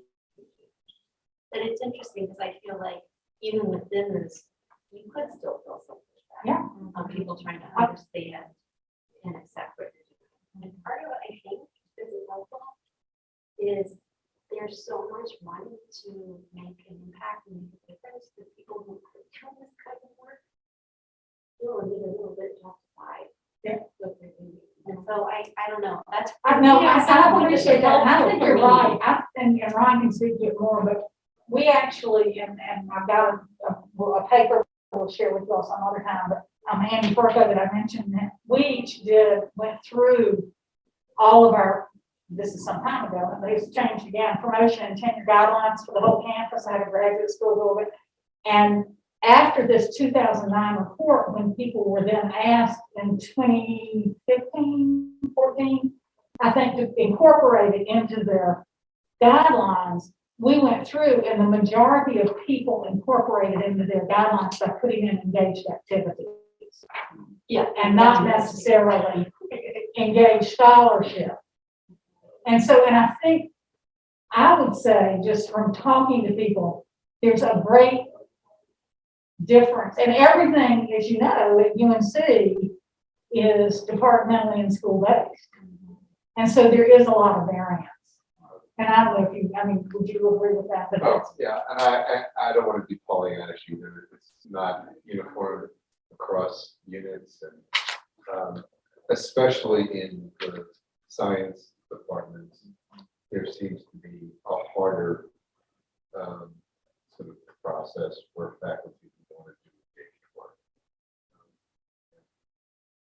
But that's not actually true in the health science in particular. I see that as understanding this a lot more than at time. I see the business school promoting folks. I think, Andrea, you're being perceptive, and also your department is probably more of a natural science department than what it might have been other universities considered to be a social science department. 20 years ago, I think. So it's I think I just want to say, that's why this space is so important. And I think in working with faculty or junior faculty and those things, that we've been very conscious. That's one reason, as you all know, we ask for a letter of support or a statement of support from a dean or from a chair or dean, and that's one reason. Because we, of all things, we would never want this to stand in the way of somebody who doesn't yet have tenure and who may be coming up for tenure. So to, one to have that support. But then when we look at working with folks on portfolios or other things, it's very much look at what those guidelines are. Figure out how you do it, not like we say it in maybe an ideal world, but figure out how you do it in the context of the guidelines. And I mean, there's some people, frankly, that don't even list some of their engaged scholarship award. I mean, because they get promotion and tenure, or certainly I know they used to, they've gotten it on the more traditional route. So they don't feel the need to push it. I always encourage them to push it because they're helping people to come after them. And people say, just like when you look at that list of, well, if this is traditional scholarship and this is engaged scholarship and this is harder and I can get it by doing this, maybe that's what I need to do until I get it, and then I can, so I think people just. And I don't want to be negative. I want to say, so being a senior person,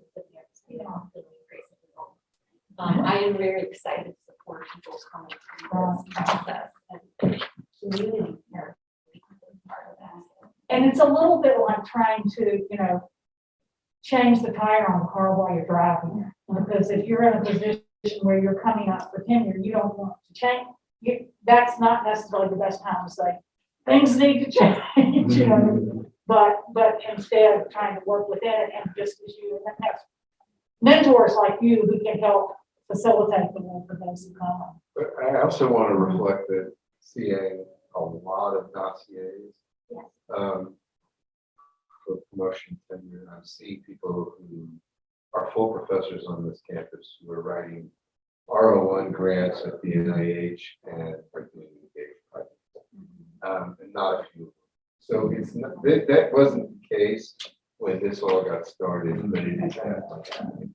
And additionally, I'm seeing letters in dossiers from mayors and community partners and different voices saying, this is why this person should be considered and for promotion. And that wasn't true a while ago. You're not usually, most of our schools require 4 external letters from peer university folks at ranks higher than your own. Okay, that's going to still happen. Those 4 are going to be there. But then after that, it's been remarkable how many dossiers come through and somebody is saying, well, we're part of her or his work, and this is a reflection of, I've literally seen legislators. Now we have some very engaged students that always made that some mainstream, like the School of Government, but it was also very much oriented towards their community.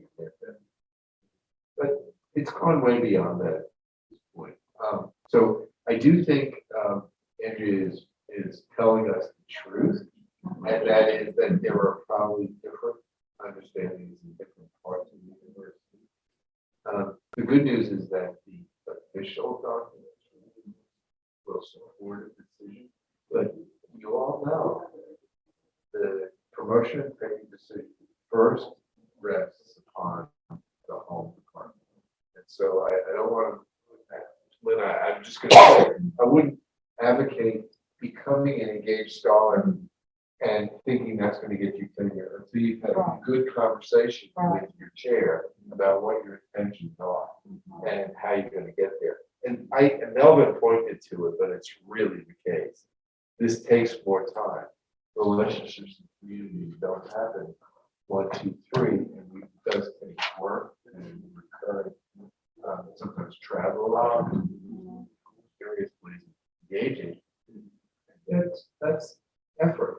It's not just like getting new reagents done in the lab. And I don't diminish the value of that, it can be huge, but it's a different kind of investment than that.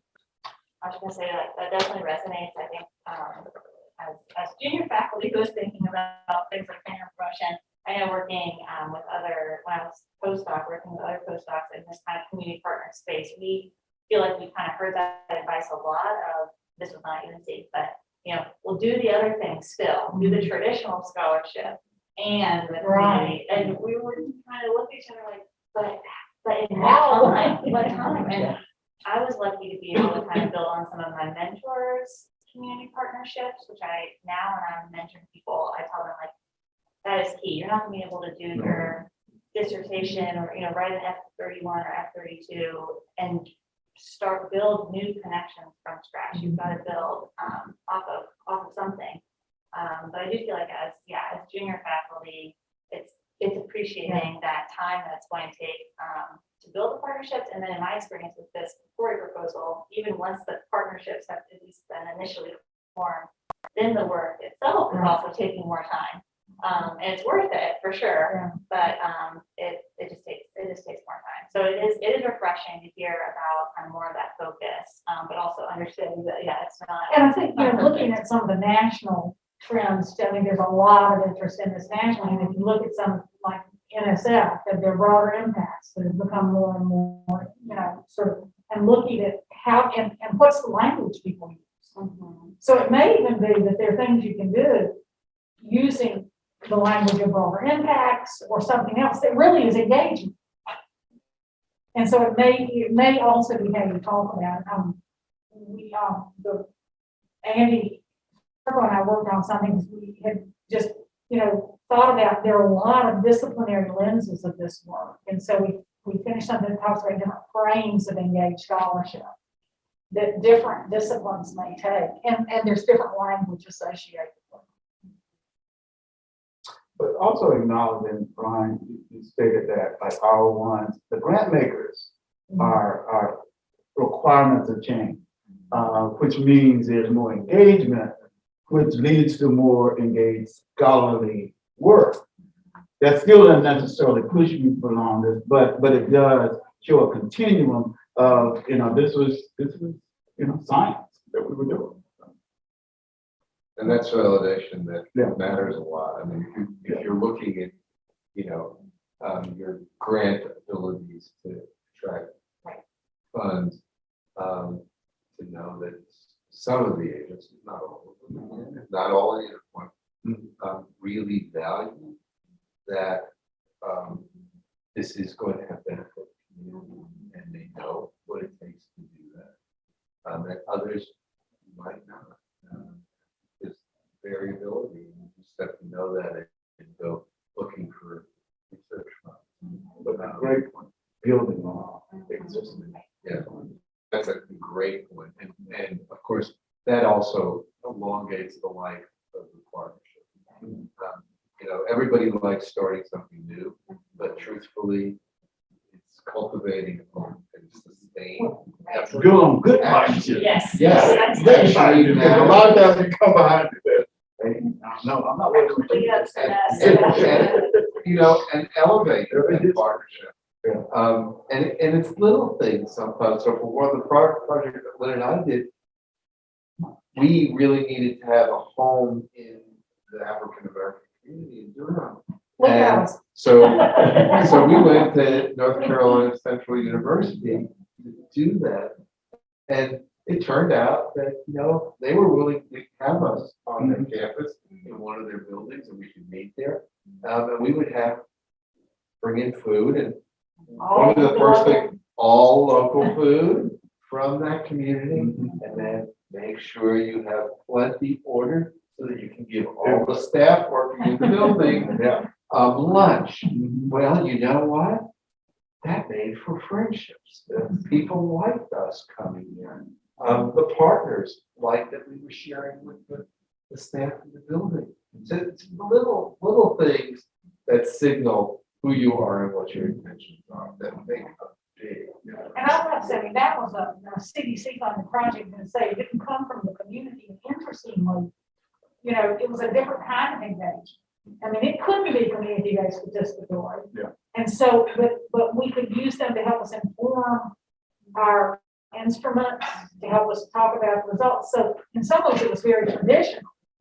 We just involved community in a way that helped inform the more traditional style. Well, there were lessons learned along the way, and I'll give you one. You know, we asked people who should be at the table, and multiple people told us about who should be at the table and who should not be at the table. And we were sitting down at a table bigger than this. There's one woman. For our that first, yeah. we got warned, she's really an You don't want activist. her, you She don't want tears her. projects apart. She's not somebody who's gonna be able to work with you. She's just gonna be negative. Yeah. We're sitting down at the table, getting ready to have our lunch. We've been talking, and the door opens, and that person says, literally, "I was sure you didn't want to start without me." And so what do you do when that happens? You lean in and say, "We're so glad you're here. Make yourself at home." And you want to know something? She ended up being one of the project because she fell in love with what we were trying to do, and she could help people in the community. So, you know, sometimes you have to say not all the information you get is accurate information. And sometimes fortuitous things occur. And you just pray. And then sometimes shocking things occur. And I don't think I'm going to overdo this by saying we had a site visit from our funding agency. It was CDC.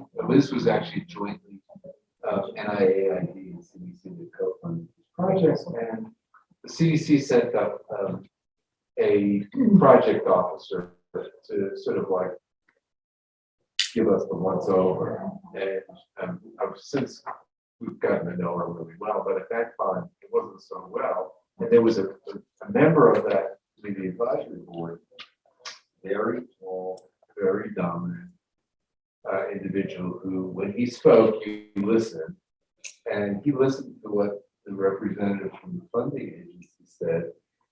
And he said, I see there were you two of brought dumb and dumber.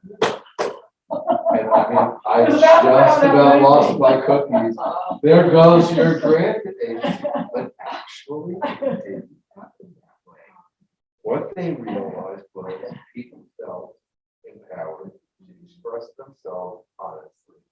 And he hit a home run in a way, because he helped demonstrate to the funding agency that this wasn't just window dressing that we were going through the process, but actually there was power in the room, and it wasn't all us. Yeah, not that you want your community partners calling No. your funders dumber. No, or calling the agency, period. Yeah. But it happened. So I'm looking at time, and I know we want to have some time to exchange. I'm gonna suggest that you all have the link for doing the survey, that we do that either at the end or off on your own time, and not use our time together to necessarily do that. And so, Margaret, do we want to talk about the expectations? Why don't we talk about some of the small groups first? Want to do the small groups first, or do you want to talk Sure. about expectations? Well, expectations can be pretty fast because we've already There's some of sent them. emails and things like that.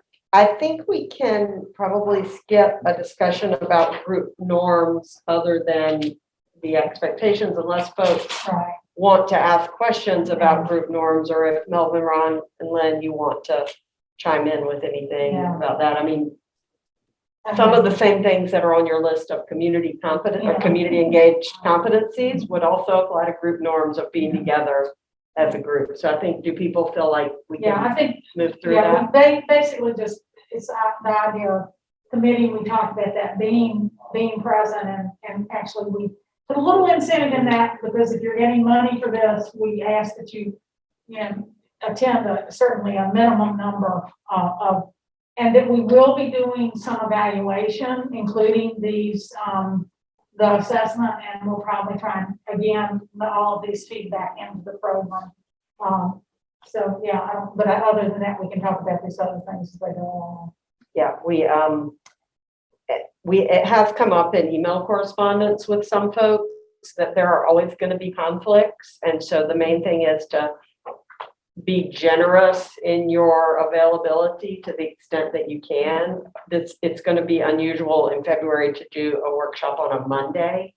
But that is because of wanting to work with this incredible partnership called Project Grace in Rocky Mount that's coordinated by Dr. Giselle Corby. And so we prioritized when we could be there. And so I know that's challenging to be away on a Monday often, but most of the time it's Fridays when we do these workshops. And so we'll do that in February 21st. I think they should have gotten an email, right?